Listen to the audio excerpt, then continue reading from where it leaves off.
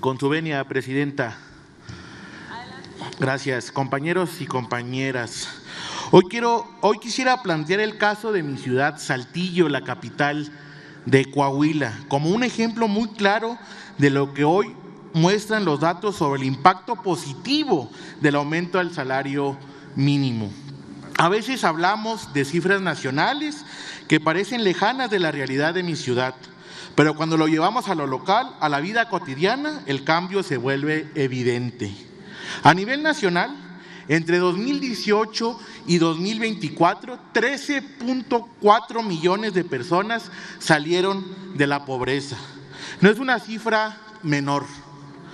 Detrás de ese avance hay un dato clave: 6.6 millones de personas dejaron la pobreza exclusivamente gracias al aumento del salario mínimo, que en ese periodo creció 116% en términos reales. En palabras sencillas, el salario mínimo volvió a cumplir su objetivo, volvió a servir para mejorar la vida de quienes viven de su trabajo.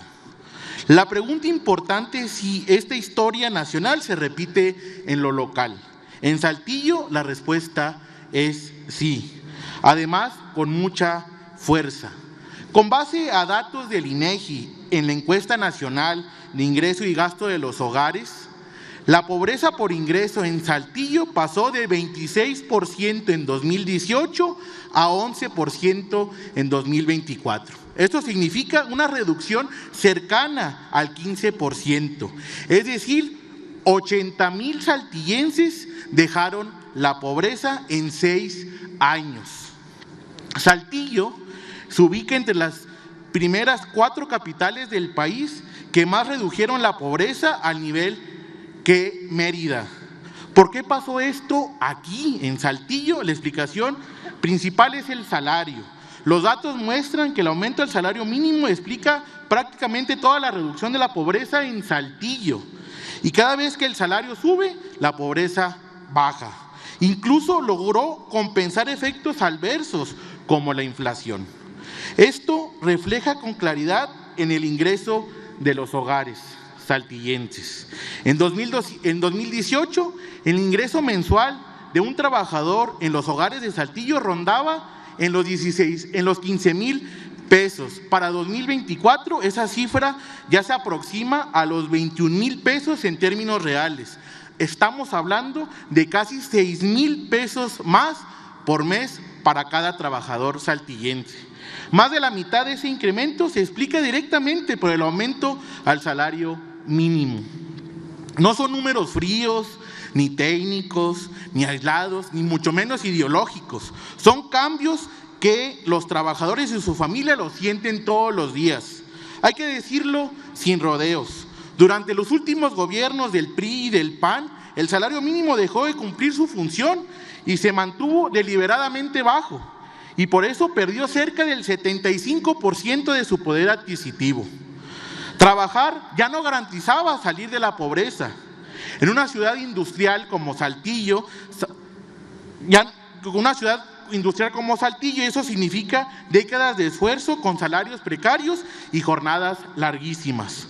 Hoy el enfoque es distinto. El salario mínimo volvió a entenderse como una herramienta de emancipación, de bienestar y sobre todo de dignidad para las familias de los trabajadores y los trabajadores. En Saltillo, donde hay una alta formalidad laboral y una base industrial sólida, el impacto fue inmediato. El salario sube, el empleo se mantiene y la pobreza retrocede. Esa combinación explica los resultados actuales. Además, el aumento del salario mínimo beneficia a quienes, no solamente beneficia a quienes ganan el mínimo, existe un efecto faro. Cuando el salario sube, los salarios medios también se ajustan. En Saltillo esto benefició a técnicos, trabajadores calificados, profesionistas y ayudó a mantener la competitividad en el mercado laboral local y fortaleció el consumo. Todo indica que esta tendencia va a continuar. Con el aumento reciente y los ya aprobados, Saltillo va a bajar la pobreza por ingresos a menos del 10% en un tiempo relativamente corto. Hace unos años esto era impensable. Hoy es una posibilidad real. Los datos dejan una lección muy clara, no nada más en Saltillo, sino a nivel nacional. No hay mejor política social que el trabajo bien remunerado. Recuperar el salario mínimo no fue una ocurrencia ni una medida simbólica, fue una decisión política con efectos concretos. En Saltillo, el aumento del salario mínimo demuestra que cuando el salario alcanza, el empleo se sostiene, la pobreza retrocede. Y a miles de saltillenses eso les sigue cambiando la vida todos los días.